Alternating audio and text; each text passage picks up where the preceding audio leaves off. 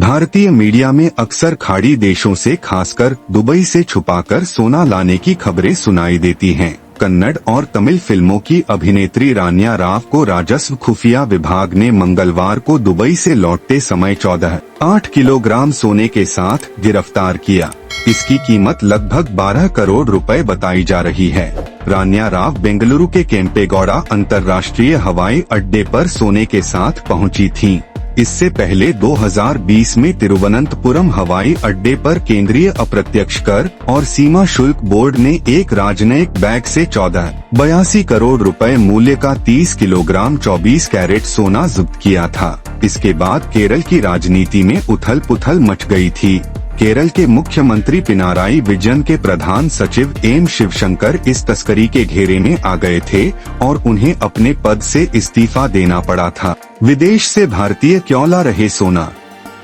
भारतीय लोगों में सोने को लेकर एक अलग दीवानगी है और दूसरा यह निवेश का ठोस साधन भी है। यही वजह है कि भारत सोना खरीदारों की संख्या के मामले में दुनिया में सबसे अव्वल है। भारत में सोने की वास्तविक कीमत पर टैक्स लिया जाता है। इसके कारण इसकी कीमत बहुत अधिक हो जाती है। यही वजह है कि अक्सर खाड़ी देशों में जाने वाले पर्यटक यहाँ से सोना खरीद कर लाते हैं। यहाँ सोने पर टैक्स नहीं लिया जाता है। टैक्स न लेने कारण सोने की कीमत भारत की तुलना में काफी कम हो जाती है। सोने की कम कीमत सभी को आकर्षित करती है। संयुक्त अरब अमीरात में 5 मार्च 2025 को 24 कैरेट गोल्ड के 10 ग्राम की कीमत 83,670 रुपए थी। वहीं भारत में 87,980 रुपए थे। विदेश से आने के बाद एयरपोर्ट पर तय सीमा से अधिक सोना लाने की जानकारी देनी होती है। अगर कोई इसे छुपाता है तो यह तस्करी माना जाता है। विदेश से कितना सोना ला सकते हैं?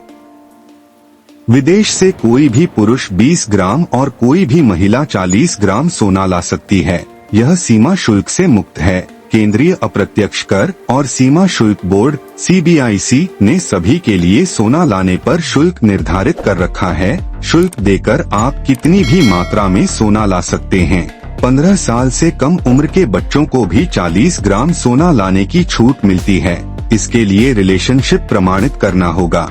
पासपोर्ट अधिनियम 1967 के अनुसार भारतीय नागरिक आभूषण, सिल्ली और सिक्का सभी प्रकार का सोना ला सकते हैं। क्यों होती है सोने की तस्करी?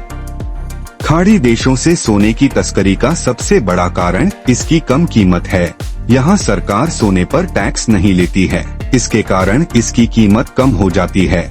वहीं भारत की अगर बात करें तो यहाँ सोने पर टैक्स बहुत ज्यादा है। इसके कारण सोने की कीमत वास्तविक कीमत से काफी ज्यादा हो जाती है। सस्ते सोने को खरीदकर भारत में बेचने की ललक के कारण तस्करी का रास्ता खुलता है।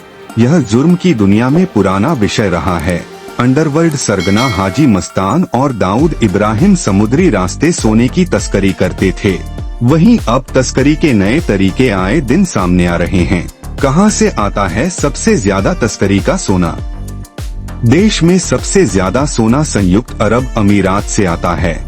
इसके बाद म्यांमार दूसरे नंबर पर है। इसके अलावा कुछ अफ्रीकी देशों से भी तस्कर सोना लाते हैं। DRI अधिकारियों की माने तो तस्करी का 10% ही सोना पकड़ में आता है।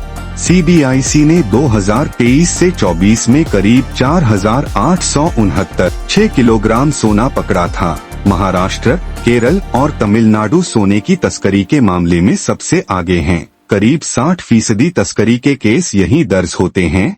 सोने की तस्करी को लेकर CBIC के चेयरमैन संजय कुमार अग्रवाल ने हाल ही में कहा था कि आयात शुल्क 15 से 6% करने के बाद तस्करी में कमी आई है। सोना तस्करी करते हुए अगर कोई पकड़ा जाता है तो विभिन्न धाराओं में मुकदमा होगा। इसमें दोषी पाए जाने पर 5 लाख रुपए का जुर्माना, उम्र कैद और विदेश यात्रा पर आजीवन रोक भी लग सकती है।